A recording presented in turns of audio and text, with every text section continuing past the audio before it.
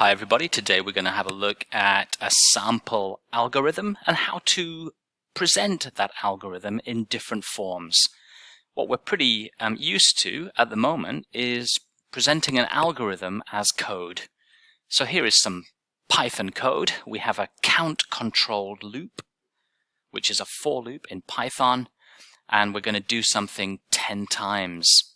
What we're going to do is input a number, and if it's greater than 0, we're going to increment a count.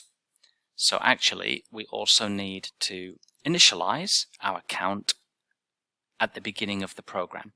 And the last thing we do is output the result. Okay, so let's represent this algorithm in pseudocode. Okay, so we're going to initialize count to 0. So in pseudocode, we use this left arrow to represent assignment. Okay. For I, which is our control variable, which is assigned, well, we're doing something 10 times. In Python, we start 0 to 9 to do that. But in pseudocode, we often start with a 1. It doesn't matter, but let's do from 1 to 10. So we're going to do something 10 times. We're going to input x. We're then going to check a condition. So here we've got some selection. If x is greater than 0, then we're going to do something. We're going to increment count. So we're assigning a new value to count. That's the end of the if statement. And that is the end of the for loop. And then we output, which is this print statement here in Python, we output the count. So here is a pseudocode equivalent of this Python code. Another thought would be, how can we represent this algorithm as a flowchart? So let's have a look at that. First, we're going to initialize two variables. Remember that our for loop needs a control variable. There it is in Python, and there it is in pseudocode. And of course, we're also initializing count. So I'm going to set count to 0, and I'm going to set I to 1. Okay? So that's what I'm doing. Oh, I've set, count to 0 and I to 1. Then we need to generate a for loop. Now this is how to do it in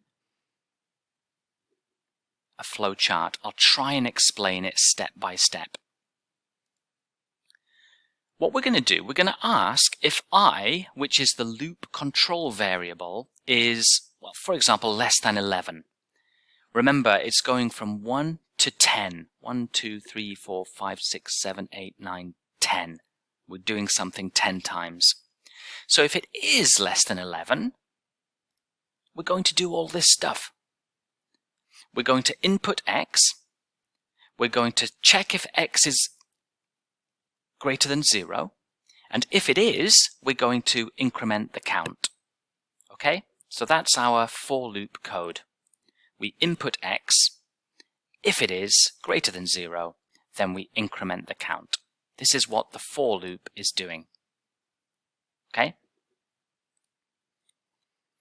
So after we've done the loop code, we need to increment the loop control variable.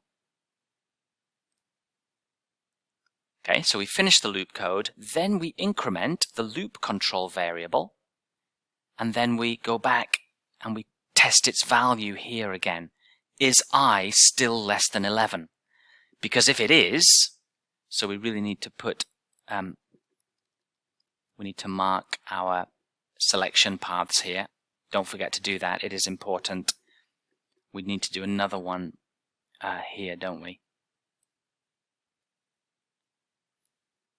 And we need to do another one here. This is the no path. And of course, we've now got to deal with the no path from this selection. Is I less than 11? If it is, we do the loop code and we increment the loop variable. If it isn't, that means we've finished the for loop, we output the count, and we stop the program. Just going to grab that and stick it up here. And that is a for loop in a flowchart.